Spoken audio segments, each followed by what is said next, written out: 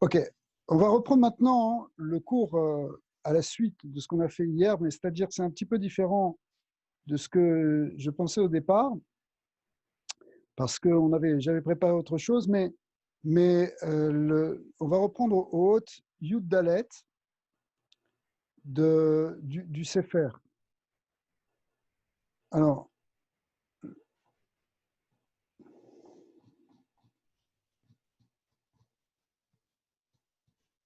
voilà. Ce qu'on va voir, en fait, c'est l'union de la Gdusha. Avant de rentrer dans le problème de la vision et des formes et de la symbolique, on va rentrer d'abord dans la notion qui est importante, qui est la notion de Gdusha. C'est quoi cette notion de Gdusha, hein? C'est que ce qu'on veut, c'est toucher la lumière divine, n'est-ce pas? Et pour toucher la lumière divine, on va essayer de rentrer dans le monde de la Kedusha. Mais pour entrer dans le monde de la Kedusha, c'est pas évident parce que justement, on part avec ce qu'on est, c'est-à-dire avec notre Yetzirara, avec notre force, la force qui est la nôtre. Et ce dont on a besoin, si vous voulez, c'est d'arriver à sortir des kochotes du Nefesh Habahamit, de sortir un peu de tout ce monde-là qui est prisonnier en quelque sorte du gouffre pour arriver à quelque chose qui est de l'ordre de toucher quelque chose de l'ordre du divin. Et ça, c'est pas nous en vérité qui inventons ça, c'est quelque chose qui a été déjà vécu par les plus grands Névim, en particulier le prophète Ézéchiel, puisque le prophète Ézéchiel, avant de rentrer dans la Merkava et avant de toucher la force divine, eh bien, il a dû traverser, dans sa vision, il a dû traverser une tempête, il a dû traverser en fait des choses qui faisaient obstacle à cette vision et qui ne sont pas des forces de Gdusha, qu'on appelle au contraire des forces de Touma. Et on a finalement, nous aussi, quelque chose à dépasser pour arriver à la Kedusha. Alors, ce qu'on va voir maintenant dans le texte, ici, il y a la Kedusha ve talat klipot atemeot. Donc, c'est une expression qui est évidemment prise des Sfarim de Kabbalah, qui est, d'un côté, il y a la Kedusha, il y a ce qu'on appelle aussi les trois klipot, les trois forces négatives de Touma, d'impureté. On verra qu'il y en a une quatrième après, mais celles-là, c'est les trois principales. Inet sarir la date, ככל שמקדש עצמו מתרחק מיתן וגימה העולם הזה, plus on s'écarte en réalité des plaisirs de ce monde, qu'on est mis de Kadesh, on sait qu'il y a la notion de Gdusha, elle passe par, bon, c'est le marloquette dans les Rishonim, qu'est-ce que c'est que la Kedusha, mais on tient entre autres que c'est Kadesh Atzmecha Bemutarlach, qui signifie d'être capable en même temps d'avoir un certain détachement par rapport aux choses de ce monde, y compris par rapport aux choses permises. La Torah ne nous a pas interdit tout dans le monde, heureusement, et au contraire, même on a une mitzvah par exemple, le Shabbat, d'avoir le Nek Shabbat, de profiter de certaines choses, d'élever les choses de la création en profitant, en faisant des bénédictions dessus, etc., éventuellement. Mais d'un autre côté, il faut qu'il y ait un certain détachement intérieur, parce que c'est très difficile d'élever quelque chose si on est prisonnier de la chose. Donc, ce qui est moutard, ce qui est permis, par exemple, dans la consommation des aliments, c'est quelque chose qu'on peut élever, justement. Hein. L'Admorazaken explique que ce qui est interdit, à sourd, c'est quelque chose qui est enfermé, qu'on n'arrive pas à élever. Mais malgré tout, même dans ce qui est permis de consommer, ce qui est permis de profiter, il y a une idée d'avoir une certaine retenue, d'avoir une certaine maîtrise de soi. Et ça s'appelle déjà la Kedusha. Et lorsqu'on commence à travailler sur cette doucha, effectivement, bon, bah, ça c'est tous les Sfarim et de Chassidut et de Moussar et autres qui nous amènent à ça.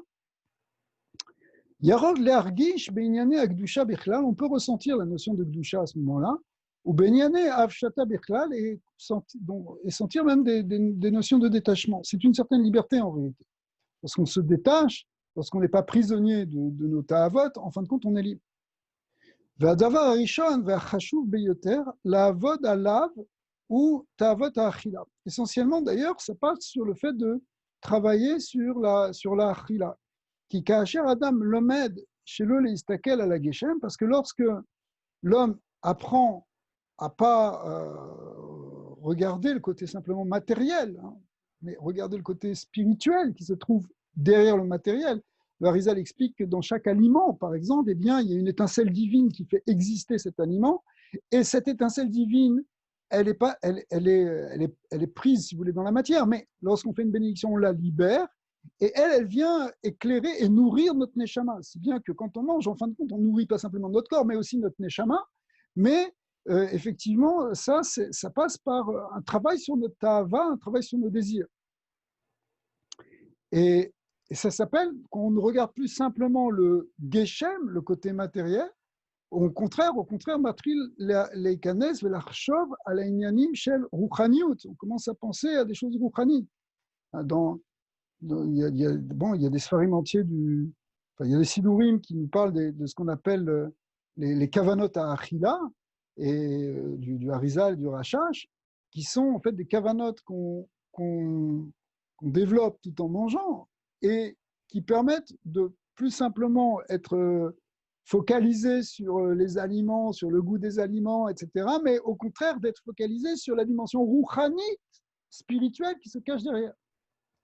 Et d'élever tout ça vers le spirituel. Et à ce moment-là, manger n'est plus simplement un acte matériel, ça devient quelque chose de très spirituel même peut-être encore plus que la tefila. D'ailleurs, les kavanot, by the way, les kavanot de la achila sont des kavanot très très élevés, qui touchent au monde les plus élevés, de Adam Kadmon. C'est quelque chose qui peut nous amener dans un niveau de yichud très très grand, la achila, peut-être encore plus même que la tefila. Ce qui est paradoxal, puisqu'on est dans quelque chose de plus extérieur, de plus physique, mais justement parce qu'on rattache même le monde physique à la dimension divine, finalement, c'est qu'on touche quelque chose qui est plus élevé. Alors, c'est toute la notion que la Bechina de Adam Kadmon, c'est quelque chose qui englobe même le spirituel et même le matériel. Et ça a un avantage, c'est que ça va aussi être, à la fois, ça va encore plus purifier notre corps. Goufo niye mizacher yoter. Aval mish eno oved ala ta'avot. Mais si on ne travaille pas sur cette ta'avot achila, c'est pas très difficile de travailler sur la ta'avot achila, c'est juste une habitude à prendre. Bon, dans la Chassidut, on appelle ça kafia, la maîtrise de soi, si vous voulez. Et quand on apprend ça, eh bien, tout de suite, ça peut nous amener des résultats très, très, très palpable à un niveau de ressenti de la Gdusha, de ressenti de la Rouhaniyut.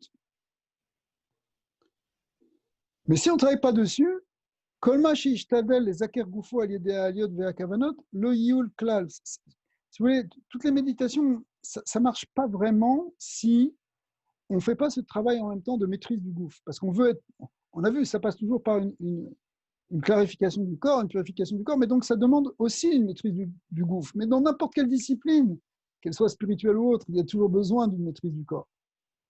V'anyan ou chez Kechol, chez Mazon à gouffre ou Mazon yoter ruchani, plus la nourriture du corps sera spirituelle, si vous voulez, car gam à gouffre misdaker ou mitkadesh.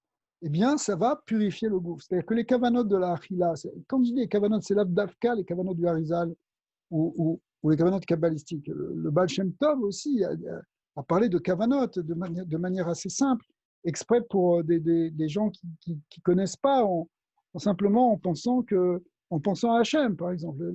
La kavana principale, si vous voulez, de la achila, c'est que Ze Hashulchan Asher Lifnei Hachem. On pense qu'on est devant Dieu. Et donc, c'est comme un korban qu'on est en train de faire, comme si on est dans un hôtel. Donc, simplement le fait de penser à quelque chose de rouhani, ça donne une autre dimension. À un niveau même simple, il y a l'idée de dire des livrets Torah à table, des choses comme ça. Mais en fin de compte, c'est-à-dire pour élever le niveau, ce n'est pas simplement une achila comme à la limite même les animaux, ils mangent. Mais c'est pour donner une autre dimension. Eh bien, en fin de compte, c'est ça qui va purifier, c'est ça qui va amener l'élévation du gouffre. Car gamagouf misdaker mitkadesh ve'az nitpas bo aor beyoter kalot. Et du coup, la lumière dont on a dit tout à l'heure qu'elle devait éclairer le gouffre, eh bien, elle va l'éclairer encore plus. Vine en anu medabrim minyan sigoufim. On ne parle pas ici de ce qu'on appelle les sigoufim, c'est-à-dire les macérations, les souffrances qu'on peut s'infliger chez nous, il y a Achel, Machitsarir, les Briut Goufo, ou des jeunes qui nous mettraient en danger. Il ne s'agit pas de ça. Surtout de nos jours, on sait que la résistance physique de la génération dans laquelle on est quand même moins importante que celle des anciennes générations où ils pouvaient plus facilement jeûner. Donc pour nous, on n'est pas tellement capable de jeûner, c'est pas ça la avoda. Il ne s'agit pas quand on dit sanctifier le corps, ça ne veut pas dire le faire souffrir ici. Au contraire, c'est le faire participer à une dimension spirituelle. C'est complètement différent. Et là, il y a un ou chez Yochal, ma chez Tsarir, Bederer, Kudushata Achila. Donc en fait, concrètement, ça revient à manger ce dont on a besoin, il ne faut pas manger moins, mais avec une Kedusha, c'est-à-dire avec la pensée adéquate.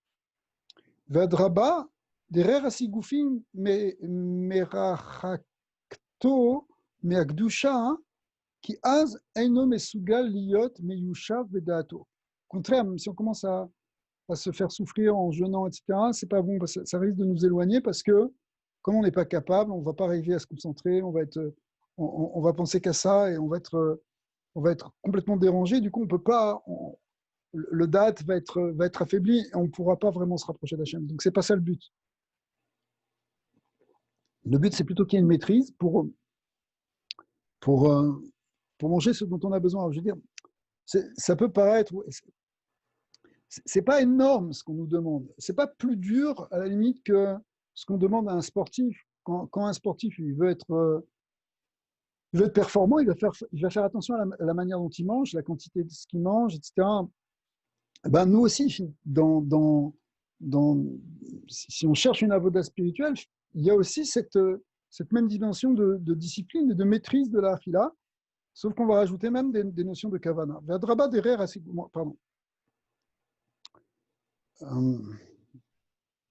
וצריך לדעת שכאשר האדם עושה תמיד רצון גופו, היינו שאוכל כל מאכל שנקרא לפניו, quand quelqu'un il suit simplement son gouffre, c'est-à-dire qu'il mange tout ce qui se présente devant lui, tout ce qu'il a envie, tout d'un coup il passe devant un aliment et tac, il le prend. היינו שאוכל כל מה שנקרא לפניו, מכיוון שגופו מתהווה אליו, ou bebechinat irida l'état klipot etenat. Alors, il y a un principe qui est bien développé dans les Sfarim de Chassidut, c'est que si tu suis simplement les tavot de ton gouffre, même si c'est quelque chose qui est kasher, qui n'est pas mauvais pour le neshama, d'accord? Eh bien, malgré tout, si tu te laisses complètement aller à tes tavot et que tu n'as pas de contrôle, ça te fait descendre. Et ça te fait descendre dans un degré qu'on appelle les 3 clipotes inférieures. Les 3 clipotes impures. Beiter Amkut, העניין הוא שבכל פעם שעולה לעולמות העליונים, donc à chaque fois qu'on monte dans les mondes supérieurs, ראשית כל צריך לעבור את תעלת קליפות התניות. En fait, chaque fois qu'on veut monter, il va falloir qu'on traverse à chaque fois ces forces d'impureté, ces forces négatives qu'on appelle les talat klipot aténéot, les 3 clipotes impures. C'est seulement après cela, une fois qu'on a traversé cet écran, que l'on peut rentrer dans les mondes supérieurs.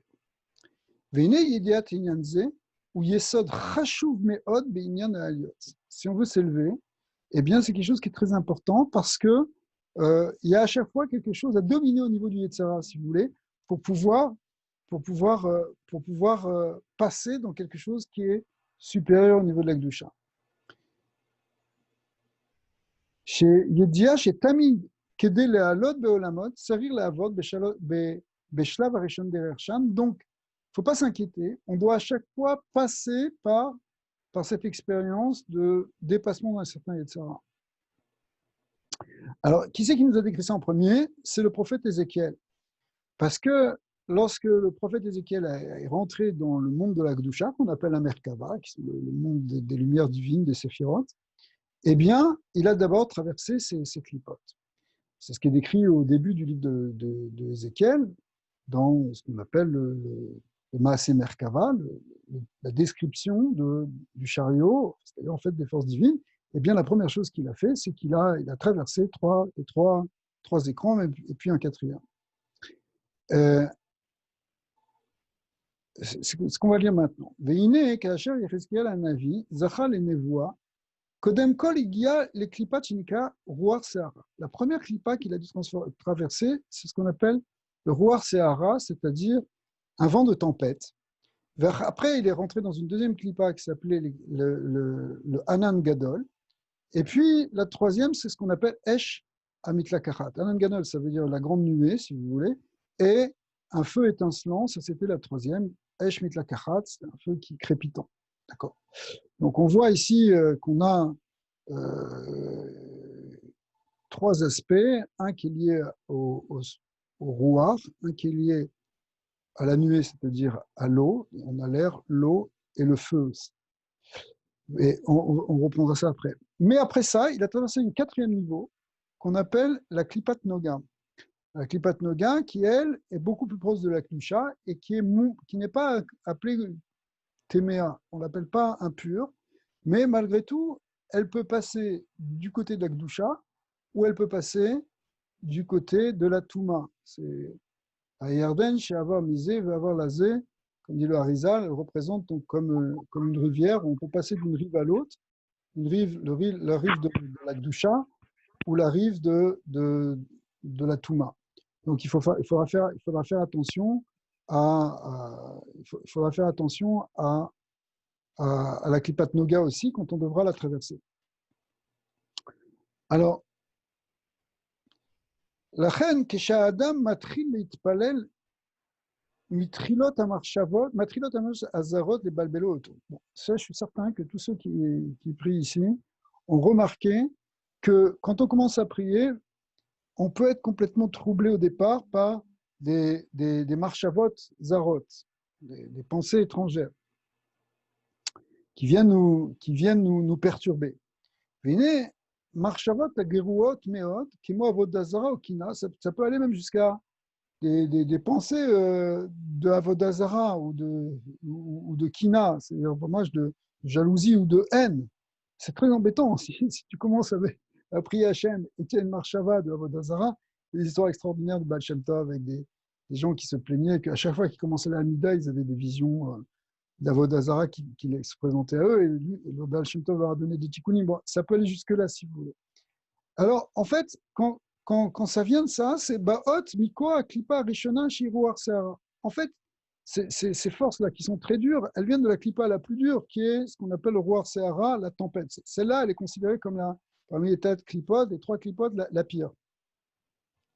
Pourquoi? Parce que celle-là, elle emporte tout, si vous voulez.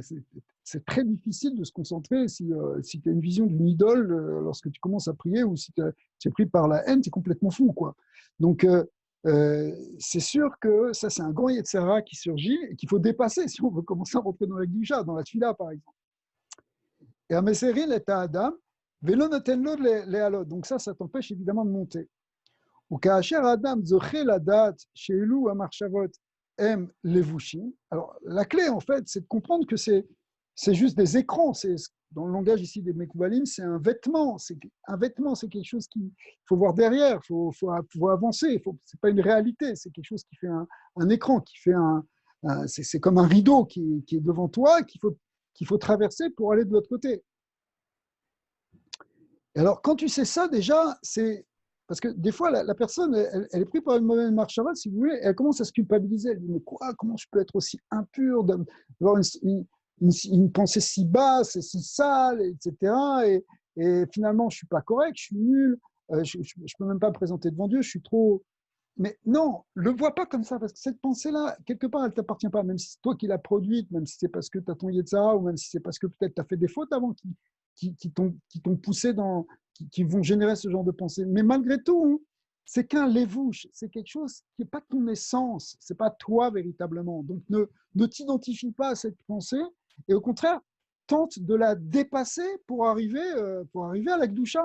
Et c'est ça qu'on veut essayer de faire. Dans tout, il faut traverser les mauvaises pensées. Ça, c'est une grande clé. Donc, quand on sait que c'est que des levushim ou mitgaber aleim, qu'on arrive finalement à dire non, j'accepte pas cette pensée, elle ne m'appartient pas, je la dégage, etc. Az lifani racharka yirtnasim lo marchavot acherot. Alors, peut-être tu vas dépasser cette première clipa. On a vu que ça venait donc ces pensées d'Avodah Zarah, elles viennent du roi Sehara. Mais après ça, ben, tu vas tomber sur le 10e niveau, qui est peut-être un peu plus faible, mais qui va t'amener, par exemple, des pensées de Tahavot.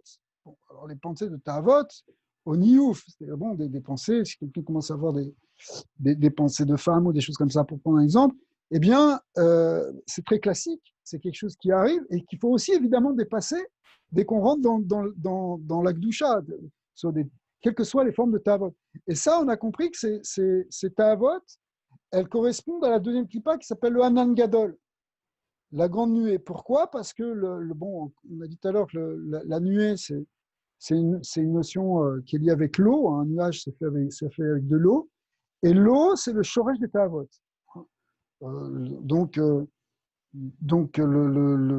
roi, si vous voulez, c'est le shoresh de la pikortsut. C'est pour ça qu'on trouvait la Vodazara. Ici, dans l'eau, on est dans la notion des Tahavot.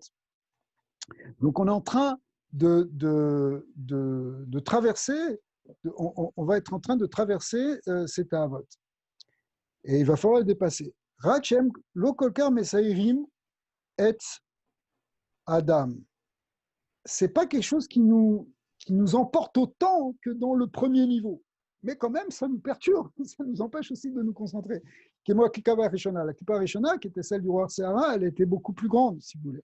Et là, Emioter, Mechashechim ou Meakevim. Mais d'un autre côté, bien qu'elle soit moins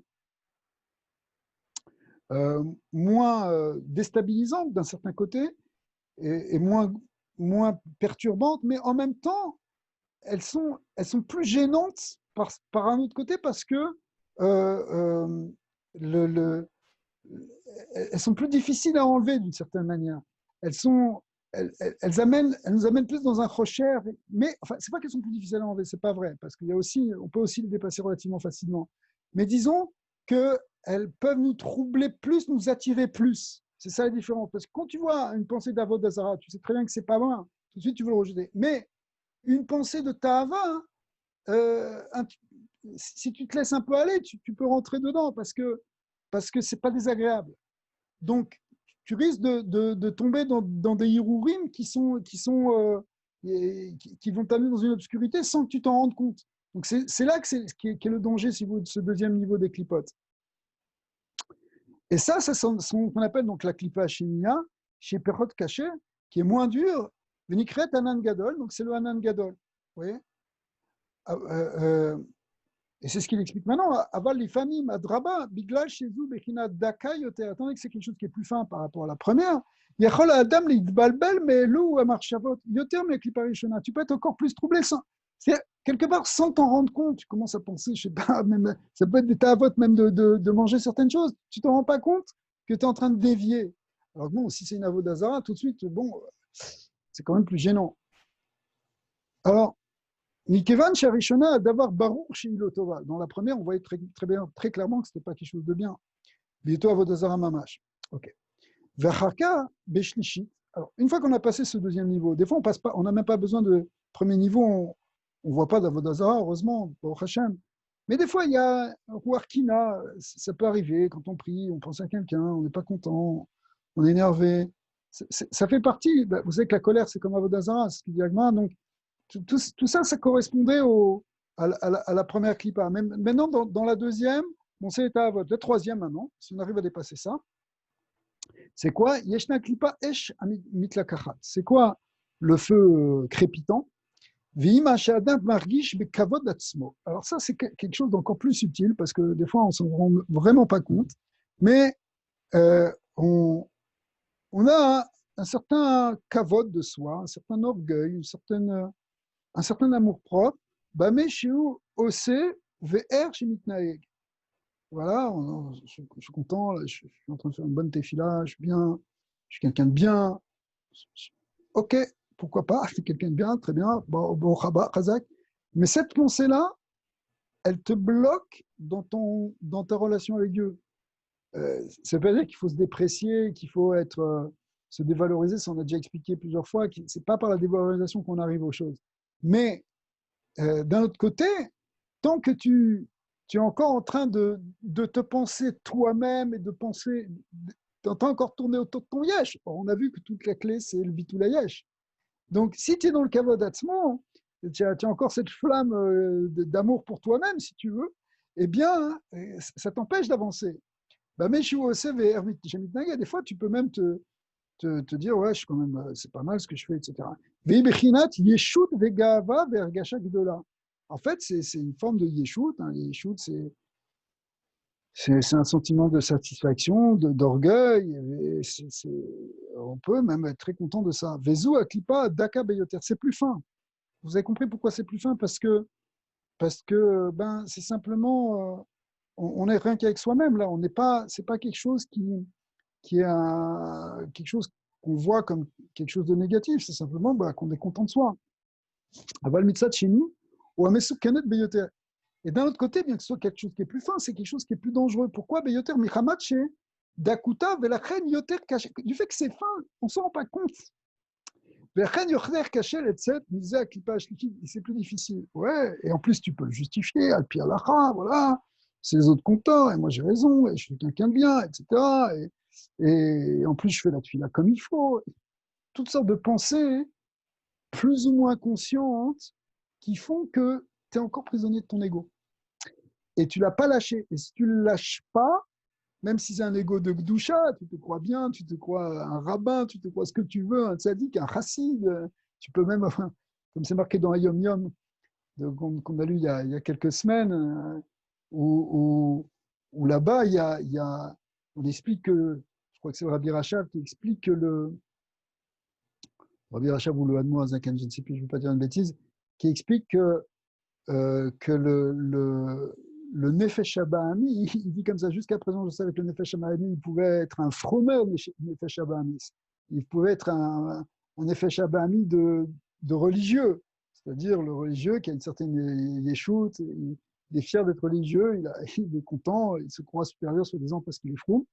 Mais après, il a dit, maintenant j'ai compris que ça peut être même un chassidiche Nefesh Haba'ami, ça veut dire d'un chassid, c'est-à-dire c'est encore plus dingue, parce que la personne, elle croit qu'elle est chassid, qu'elle est déjà dans le dépassement d'elle-même, qu'elle est amitrasedim kono, lifne mishwa tadim, des choses des inyanim qui sont déjà plus que ce qui est demandé, et malgré tout, ça peut être encore une certaine yeshut de se penser chassid, et de se penser même un chassid du rabbi ou quelque chose comme ça. Okay, donc il faut faire très attention dans Bedakout, parce qu'on a croit qu'on ne fait pas de mal, effectivement on ne fait pas de mal, mais quelque part tu n'avances pas avec ça.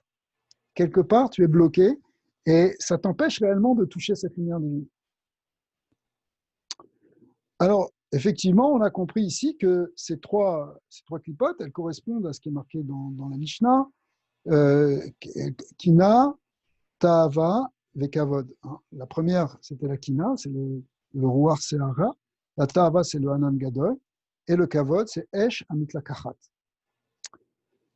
Donc, Vine, Mishimasim lève la Avodato. Donc, quand on fait attention à notre Avoda, il va falloir faire attention à tout ça. יראה באיכה שכל עבודת השם וכל מצווה שעושה עוברת דרך תלת קליפות אלו. En fait, dans chaque avoda que tu fais, tu vas traverser ces trois clipotes. C'est normal. L'ifamim biktsera, des fois, et ça c'est ce qu'on peut souhaiter de mieux, ça passe très vite. Tac, tac, tac, on traverse, et tout de suite on se retrouve dans un yan où on est complètement détaché, on n'a pas d'ego, on n'a pas de on est battel, on est mamash dans une vécoute avec Hachem. Ça passe, on passe derrière Ksera. L'ifamim be'aruka, des fois ça prend plus de temps. Aval ka'asher adam yakir be'elu aklipot, mais quand quelqu'un il les reconnaît ces choses-là, c'est pour ça que le prophète Ézéchiel, il les a décrits rapidement, mais il les a décrits. Il a décrit que lui traversait ça avant d'arriver dans le Merkava. Il a été obligé de passer un peu par ça. C'est comme si, je sais pas, c'est comme si tu voulais aller en bateau quelque part et tu dois traverser des tempêtes, tu dois traverser des choses, et puis après tu arrives à un endroit où ça y est, c'est calme. Et après, c'est la sérénité, c'est la paix, etc. Mais il faut le traverser et pas se faire prendre de temps. Ouais. Mais pour le traverser, il faut savoir le reconnaître. Donc il faut savoir aussi savoir quelle valeur ça a et les limites de ce que c'est. Il y a même des Shemot à Kedushim,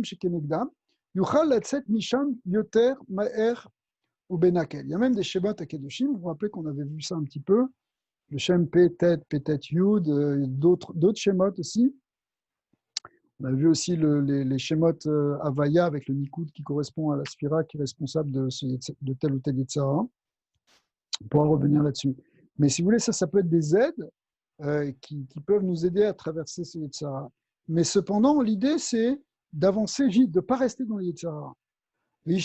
Ouais, Yuchal etzet misham yoter meher venakel. Donc, si on utilise ces schémas, c'est plus facile.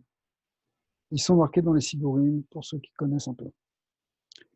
אבל צריך לדעת כי הגאווה הכללית היא הקליפה הטמאה ביותר, והיא קליפה הראשונה בבחינת רוח שערה. Quand on a dit roi Sarah, on a expliqué là-bas que c'était l'union de Tina, c'était l'union de Avodazara, mais en réalité, ça comprend quelque chose qui est beaucoup plus global, qui est la notion de Gava, l'orgueil, le gros orgueil, là, le pur orgueil. Et effectivement, comme les maîtres nous disent, on vient de le dire tout à l'heure, ça correspond à Avodazara. La Gava, c'est une union de Avodazara, c'est le cas, c'est une union de Avodazara. C'est expliqué très clairement, beaucoup aussi dans les soirées de Chassidut, que là où il y a de l'orgueil, ben Hachem ne peut pas résider. Ve'ena domé les klipat hakavot chez Margish be'atzmo beshat ha-mitzvah, shira k'aklipat ha-shlishit. Quand on a parlé tout à l'heure de Gava pour le Hesh Amit Lakachad, la troisième klipa, c'était quelque chose, vous l'avez compris, qui était quand même beaucoup plus calme, beaucoup plus fin, puisque c'était un orgueil de faire quelque chose de bien. Et pourquoi pas, à la limite, c'est pas si mauvais que ça, sauf que quelque part, ça va te bloquer. Mais ça n'a rien à voir avec le gars qui se prend vraiment pour autre chose que ce qu'il est, c'est-à-dire qu'il y a vraiment une orgueil, qui est une gassoute, là, le gros ego. Ça, c'est la première clipa. La troisième clipa, c'est pas vraiment Avodazara, c'est simplement un ergesh atzmi dans lequel une perception de soi-même, où on se perçoit, on perçoit, c'est le moi qui fait une mitzvah. Je fais la mitzvah. Ce moi, ce je, il n'est pas mauvais puisqu'il est en train de faire une mitzvah, mais il s'exprime encore trop quelque part. Et ça, c'est la troisième clipa, c'est ce qu'on appelle Hesh Amit Lakachat, c'est moins embêtant. Vesiman livdok et atzmo, sheim margish ashvala kasher havero mitale.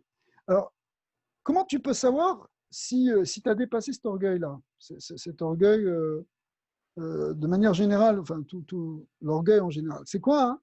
C'est, regarde-toi, si quand tu vois quelqu'un qui est en train de grandir, qui réussit, qui est en train de monter, qui lui progresse, est-ce que ça t'affecte ou pas? Est-ce que toi, tu te sens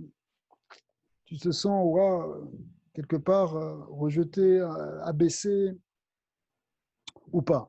אזי יודע שאילו המחשבות של פגיעה בכבוד עצמו הם בחינת אבזרה ממש בבחינת רוח שערה. Alors, si ça t'affecte vraiment, sache que tu es encore dans le gros ego, si vous voulez, dans l'ego dans le yesh du roi Sahara, de la première clipa. Parce que sinon, bon, tu peux avoir, dans la troisième clipa, tu peux avoir une conscience de toi-même et une certaine fierté de toi-même, mais tu n'es pas affecté par le fait que l'autre il réussit plus que toi. Mais si tu vois que l'autre il réussit plus que toi et que ça t'affecte, c'est qu'effectivement, finalement, c'est ça la kina, c'est ça la jalousie. Donc tu es encore vraiment dans une forme d'expérience où réellement tu es affecté parce que tu n'es pas le centre du monde. Donc si tu es affecté parce que tu n'es pas le centre du monde, parce qu'il y en a un autre qui est plus élevé que toi et qui donc il est plus le centre que toi, ça prouve que tu es encore pris vraiment dans cette clipa-là. Donc la première des talat clipot athéméot. Ouais. Alors, le point, il est que ça peut être une clé. Il faut savoir comment on réagit, c'est-à-dire comment tu perçois les autres, comment tu te perçois par rapport aux autres. Ça te permet de savoir où tu en es en même temps. Alors, si tu es dans ce niveau-là, Atikun Lazé ou Alidé chez Adam Yergish Dvekut Bachem, Vitztayer, Bemarshavato Gdola, Gdulat Hashem. V'chi Hashem memale kol almi, Veu mekushar elav. Alors, avant de lire la suite, on est ici dans quelque chose qui est très important. La clé qui va nous être donnée, c'est que il ne s'agit pas de te casser, de te dire je suis un pauvre type, je suis un nul, te dévaloriser. C'est pas ça la voie, pas du tout, parce que ça, c'est aussi une forme de gava déguisée en vérité. Il faudrait expliquer pourquoi ça s'appelle une anava psula. Une anava psula, une fausse humilité, c'est encore pire que la gava, dit Rabbi Shimon Bar Yochai dans le Zohar. Mais euh, c'est parce qu'en fait, c'est une gava déguisée. C'est parce qu'en fait, tu veux encore, puisque tu ne peux pas être le meilleur, alors tu vas être le plus nul, mais tu vas être le plus de quelque chose. Donc, quelque part, tu vas être encore le centre, mais cette fois-ci de manière inversée. Donc, véritablement, tu n'as rien gagné. D'accord. Maintenant, l'idée, au contraire, qui va être développée par la chassidoute, c'est ce qu'on va voir ici maintenant, c'est que tu vas prendre le sens contraire de ce qu'on aurait pu imaginer. C'est que quoi? C'est que si c'est comme ça, c'est que tu dois te dire, je ne suis pas assez proche d'Hachem. Et si je ne suis pas assez proche d'Hachem, qu'est-ce que je peux faire pour me rapprocher de lui? Et ce que je peux faire, c'est par exemple penser justement que c'est lui qui est grand, que c'est lui le centre, c'est pas moi le centre. Moi, ça ne veut rien dire. C'est Dieu qui est le centre du monde. C'est lui qui est même à l'école almine, Sovev Kol Almin, il remplit tous les mondes, il transcende tous les mondes. Cette pensée-là, cette avoda qui vient par une idbonenout, une méditation, une réflexion sur la grandeur d'Hachem, elle va t'aider à dégonfler cet ego. Donc, ce n'est pas en te cassant, bien sûr, parfois, et d'ailleurs, c'est ramené dans le Tanya et Alpizoar, que parfois, une lampe qui ne donne pas de lumière, il faut la taper un peu pour qu'elle sorte de la lumière. C'est-à-dire un peu se dire, bon, finalement, si je me regarde en face, qu'est-ce que je vaux vraiment? Donc, on a des moments où on a besoin de faire un petit cheshbon, un effèche, où on se dit, bah, écoute, tu n'as vraiment pas de quoi t'enorgueillir. OK, mais ce n'est pas essentiellement ça qui va faire le tikkun. Ce qui va faire le tikkun de notre yeshut, c'est de laisser de la place à Hachem. Et c'est d'avancer vers la dvekout. Alors, c'est ça l'idée maintenant qui va être développée. Vatikun lazé ou aliédé chez Adam yargish dvekout b'Hachem. V'yitsaer b'marshavato gedulat Hachem. C'est-à-dire que tu vas au moins penser, imaginer, te concentrer sur l'idée de la grandeur d'Hachem. Vechi Hachem b'malé kol almin. Que lui remplit tous les mondes. Vehu mekushar elav. Et que toi tu es attaché à lui. Afal yoto kolker katan veshafel. Même si toi tu te dis je suis le plus petit, je suis rien, je suis une fourmi, ce que tu veux, tola tani, comme il a dit David Ameller dans Teilim, je suis une vermine, je ne suis pas mieux que ça, mais je suis proche de Dieu. Aliédeze yasig et shoresh à Anava. Et c'est comme ça que tu vas toucher la Anava. Tu vas toucher même le shoresh de la Anava. Et que tu vas sortir de cette gava. Donc ça, c'est la clé essentielle. Encore une fois, on peut parfois se casser un petit peu, mais ce n'est pas ça le Icar, c'est pas ça. Le Icar, c'est de remettre dans notre pensée les choses en place. Et les choses en place, c'est que c'est Hachem qui est au centre, c'est Hachem qui est le grand. Nous, on est dans la périphérie d'Hachem et on peut le toucher un peu. Et du coup, on a tout en même temps, le fait qu'on soit Bedvekout avec lui. Mais au lieu que je prenne tout l'espace, je cesse d'être Tofes Makom, je cesse de saisir l'espace existentiel, je laisse l'existence primordiale et nécessaire, qui est l'existence divine, prendre tout l'espace, si vous voulez. Et du coup, à ce moment-là, la Gava se dégonfle et on arrive à la véritable Anava. La véritable Anava, c'est pas de se sentir nul. La véritable Anava, ça dépend comment on comprend le mot nul. Hein. Nul ici, c'est au sens familier du terme, c'est-à-dire se sentir stupide, bidon, etc. Mais parce que si on parle au niveau mathématique, oui, ça c'est bon, de se sentir nul, c'est le lien de Bitoul. Mais la véritable Anava, c'est de savoir qu'effectivement, c'est Hachem qui est la source de toute existence. C'est lui qui nous fait exister et on n'existe qu'à travers lui et pas par nous-mêmes. On a une cause qui nous anime à chaque instant. C'est la cause divine, la cause première, l'existence nécessaire, qui est l'existence divine, la Metsiout Arishon, la Metsiout Amouchar. Et le fait qu'on pense ça, le fait qu'on le perçoive, eh bien, c'est ça ce qu'on appelle la Hanava. La Hanava, c'est pas croire qu'on est stupide. La Hanava, c'est d'avoir clairement l'idée en tête que c'est Hachem qui fait tout exister. Et Et lorsqu'on a ça, si vous voulez, lorsqu'on vit avec ça, ça s'appelle qu'on a un ave. Ça s'appelle qu'on a dépassé la gava. Alors, bon, c'est peut-être plus. Évidemment, c'est pas. La gava, elle ressort sans arrêt. Sans arrêt. Il y a le moi qui revient, mais c'est le travail. C'est le travail. Dire tous les Mahamarim de Chassidut qui nous parlent de Bitoul, etc., ils nous parlent de ça finalement.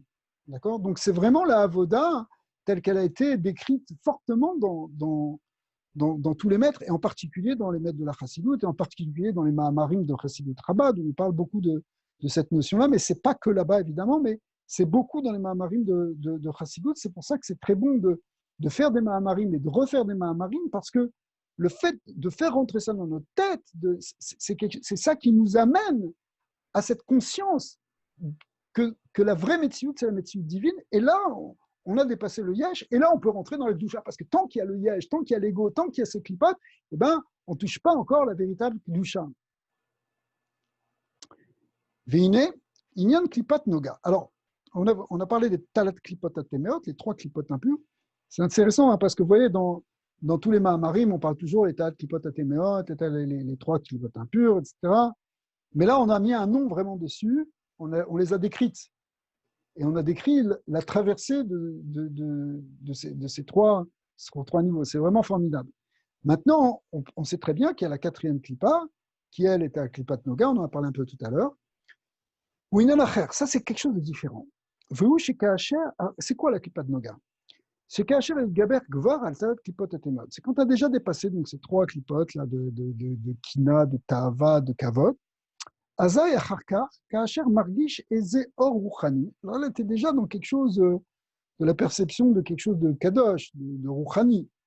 Tsarir Leilachem Shelouye Mise Aor Ela Yargish Bo Rak Elokut. C'est beaucoup plus fin, parce que tu es déjà dans un monde où il y a de la Gdusha, où il y a de la lumière. Mais c'est quoi traverser la Klippat Noga? C'est de s'attacher mamash à Elokut. Les machal. Imochel Veshote, si tu es en train de manger ou de boire, ou Kenoda, Shebechol Achila Veshtia Yeshna Netzutzot Or Eloki. Donc on sait, comme on l'a expliqué, que lorsqu'on mange et qu'on boit, il y a des étincelles divines.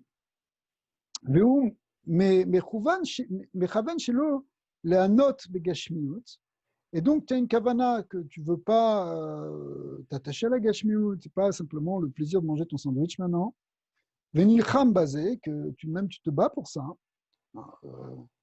Lechem et milchama, c'est la même racine, disent les chachamim. C'est-à-dire que le chat achila, chat krava, c'est comme la tfila, c'est aussi une guerre, milchama. Donc quand tu te bats pour dépasser justement ta ta'avot et pour trouver une dimension spirituelle dans cet acte physique qui est l'acte de manger, alors, zo avoda ibrinat idgabrut al klipat noga. Alors, quand tu es dans ce niveau-là, c'est ça ce qu'on appelle la klipat noga. C'est très connu des mahamarim de Chassidut aussi. On en parle beaucoup dans le Tanya, on en parle partout. C'est-à-dire, c'est justement, tu te sanctifies même dans ce qui est mouta. On ne parle pas que tu es en train de manger quelque chose d'interdit, mais simplement, tu contrôles ton alimentation et tu contrôles ta kavana dans ce que tu es en train de faire pour toucher quelque chose de spirituel et même quelque chose de divin. Et ça s'appelle le tikkun de la Klippat Noga.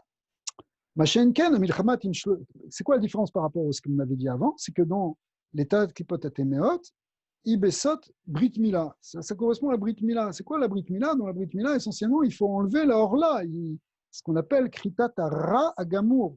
Chez où Bechinat Orla. La Orla, le prépuce représente l'idée justement d'enlever, de se couper des forces du mal. Donc c'est pour ça que quand on fait la Brit Mila, on enlève, on coupe quelque chose, on coupe l'influence négative des forces du mal, c'est ça que ça représente. Bepoel Mamash. Velora Kainyan Shalit Gabrut au birour. Mais par contre, quand on est maintenant dans le tikkun, on est en train de manger, on veut se contrôler, ça c'est juste une petite milchama, si vous voulez, on lutte contre la force, mais on fait un birour, on essaye de s'éclaircir, mais ça n'a rien à voir avec se couper des forces du mal véritablement. C'est juste avancer vers la Gdusha. Ça, c'est la Klippat Noga. D'ailleurs, dans la symbolique de Brit Mila, ça correspond à ce qu'on appelle la péria, c'est-à-dire quand la deuxième mitzvah qu'il y a dans la mitzvah de Brit Mila, c'est la priya. C'est-à-dire au départ, on fait une krita taorla, on coupe mamache la peau, et après ça, il y a ce qu'on appelle le retournement de la peau qui est plus intérieure, qui représente justement quelque chose qui est plus bedakout, qui est plus fin. Après, il y a même une troisième qui s'appelle Metita Tapé, où on doit retirer tout le dam et enlever toute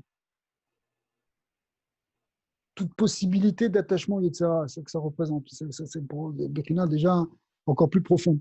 Mais disons qu'on a déjà vraiment séparé les forces du mal quand on a fait la Krita Taorla. Ça, c'est quand on a coupé le prépuce. Donc ça représente dans la symbolique l'idée de se couper des talat klipot atéméot.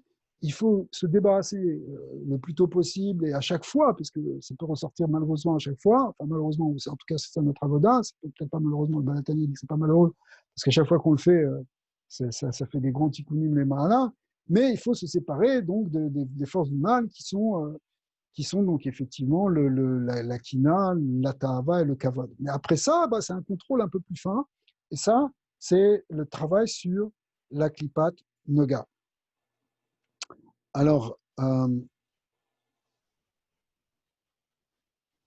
וצריך גם לדעת שבכל עולם ישנה ההבחנה הפרטית של קליפות הטמאות, המן, וקליפת נוגה, אלא שהם ביותר בדקות. En réalité, dans chaque monde, et à chaque fois qu'on va arriver dans un nouveau niveau, on repasse à chaque fois par ça.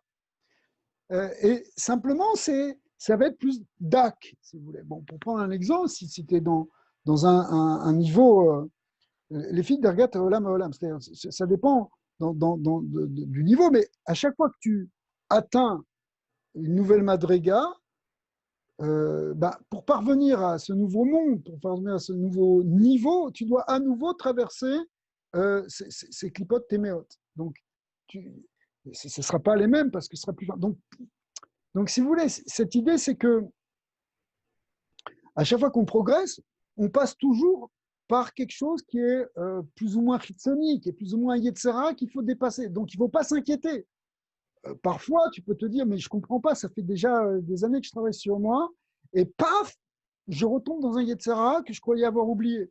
Mais en fait, il est oublié, c'est vrai qu'il est oublié, mais il ressort parce que tu es en train d'accéder à un nouveau monde. Et comme tu es arrivé à tu es en train de rentrer dans un nouveau degré, dans un nouveau niveau, eh bien, ce nouveau est en quelque sorte protégé. Ce terme, je le dis un peu comme ça parce qu'il faut comprendre ce que ça veut dire, mais il est protégé par des clipotes qu'il faut à nouveau dépasser. D'accord ? Pourquoi je dis protégé ? Parce que quelque part, si vous voulez, avant de rentrer dans l'Akdoucha, c'est comme un test. Est-ce que toi, tu es tamé ou est-ce que tu n'es pas tamé ? Est-ce que tu tombes dans les clipotes ou est-ce que tu dis non, je ne tombe pas dans les clipotes et je rentre dans l'Akdoucha ? Donc c'est un peu, si vous voulez, comme une protection par rapport à l'Akdoucha. Ce n'est pas n'importe qui peut rentrer dans l'Akdoucha parce que tu veux t'approcher de l'Akdoucha, mais tu es obligé de faire un travail sur toi. Parce que si tu ne fais pas ce travail sur toi, tu restes bloqué dans ce niveau d'état de clipote à chaque fois. Ouais. Donc il y a une idée de dépassement à chaque fois du côté négatif, et c'est pas mauvais en tant que tel. Au contraire, c'est quelque chose qui est normal, qui est, si vous voulez, qui fait partie du fonctionnement du monde, de la structure même du monde. C'est ce qu'a décrit Ézéchiel dans sa vision de Merkava, c'est que autour de l'Akdoucha, il y a trois clipotes plus une quatrième. Et même après ça, après la Klipat Noga, il y a ce qu'on appelle encore un or qui s'appelle le Hashmal, mais qui lui est déjà dans l'Akdoucha, mais qui est encore protecteur de l'Akdoucha. Et après, on rentre vraiment dans le monde des Séphirotes et dans le monde divin. Alors, évidemment, tout ça, ça a l'air d'être un grand voyage, mais ce qui veut dire pour nous que quand on est en train de progresser, c'est normal qu'on traverse ces choses-là. Donc, c'est logique. Il ne faut pas s'inquiéter si dans la tfila, tu vas avoir des mauvaises pensées. Simplement, il faut apprendre à les dépasser. Et une fois que tu les auras dépassés, que tu auras touché quelque chose de honeg, etc., c'est possible que demain, où tu auras progressé, tu vas retrouver encore des choses comme ça à un niveau peut-être un peu plus fin, mais il faudra à nouveau que tu les dépasses. D'accord ? Et ça si vous voulez, c'est le fonctionnement de la structure des Olamot. les Olamot, ils sont créés comme ça. Il y a un lien de Pnimiut, Chitzoniut, Chitzoniut, Pnimiut, Chitzoniut, Pnimiut, Chitzoniut, Pnimiut. À chaque fois qu'on avance, on est arrivé dans un niveau Pnimi, mais ce niveau Pnimi, pour arriver à un niveau plus profond, plus Pnimi, on va repasser par une Chitzoniut, qui va être la Chitzoniut du Nouveau Monde. Et cette Chitzoniut du Nouveau Monde, elle va, après, une fois qu'on l'aura dépassé, on va arriver à la Pnimiut de ce monde. Mais après ça, pour arriver à un niveau encore supérieur, on va repasser par une Chitzoniut. À tel point que ça peut même nous sembler comme une descente à chaque fois. Il y a une Torah de Rabbi Nachman qui dit très bien ça. C'est-à-dire qu'à chaque fois qu'on est en train de monter, mais pour accéder au niveau supérieur, on descend ça nous semble qu'on descend, parce qu'en fait, on ne descend pas. Hein, c'est expliqué dans ce film de Kabbalah, le Torah Tracham dit on n'est pas en train de descendre, on est en train de monter, mais on est en train de toucher la Chitzoniut du nouveau monde qui est au-dessus. Et ça, du fait qu'on retombe dans une forme de Chitzoniut, eh bien, donc de Klippa, si vous voulez, ça fait que on a l'impression qu'on est en train de descendre. Mais en fait, on n'est pas en train de descendre. Bon, souvent, j'emploie une image qui est un peu grossière, mais c'est pour les jeunes là, qui nous suivent, c'est que quand tu joues à un jeu vidéo, alors tu te bats contre des niveaux, je ne sais pas, de vaisseaux, je ne sais pas quoi. Une fois que tu les as tous gagnés, tac, tu as le droit de rentrer au niveau 2. Mais au niveau 2, tac, tu vas retomber sur des ennemis. Et ces ennemis, il va falloir les battre. Peut-être qu'ils sont même encore plus méchants, mais en même temps, tu étais plus armé pour les vaincre. Et une fois que tu auras gagné tout ça, tu te dis, ah, je suis enfin libéré, je peux arriver au troisième niveau. Le troisième niveau, taf, ça tombe encore plus d'ennemis. Eh bien, c'est un peu la même chose, si vous voulez, dans le Rouhani, c'est que au fur et à mesure qu'on avance, à chaque fois, on doit retraverser cette Klipat Atemeot et la Klipat Noga. Mais ce sera plus d'un coup, c'est-à-dire que, je sais pas, la Gava que tu avais il y a 4 ou 5 ans, c'est plus la même que celle que tu as maintenant. Elle s'est quand même améliorée, tu as quand même un peu taillé ton ego, tu l'as un peu quand même élimé. Mais malgré tout, il peut ressortir. Il ressort avec une certaine force et à chaque fois, il faut le travailler. Mais en même temps, tu es plus averti, tu es plus expert dans le dépassement du Yetzara. Tu es moins emporté par tes marches à parce que tu es un peu plus au courant que ça va venir et que c'est normal que ça vienne et que c'est normal qu'il faille les dépasser. D'accord. Et donc, ça fait partie, si vous voulez, du processus général, global de la spiritualité. Donc, on ne va pas s'inquiéter. Au contraire, l'intérêt du show qu'on a fait aujourd'hui, c'était d'apprendre le nom de ces clipotes, c'est-à-dire en fait ce qu'elles représentent et quels sont apprendre à reconnaître ce qui peut nous bloquer, mais savoir qu'en même temps on peut le dépasser même assez facilement, et que c'est en faisant ce travail à la fois sur enlever la kina d'Avodazara, en même temps la ta'ava, et en même temps le kavod, et puis après faire un travail plus bedakout même sur notre argasha rouhani, c'est le lien de Kipat Naga, et c'est ça qui fait qu'on peut rentrer mamash dans la Gdusha. On se souvient encore une fois que la clé première dans la chassidoute, c'est que au lieu de se dire qu'il faut d'abord arriver à tout être métaken pour être proche de Dieu, il faut faire le contraire.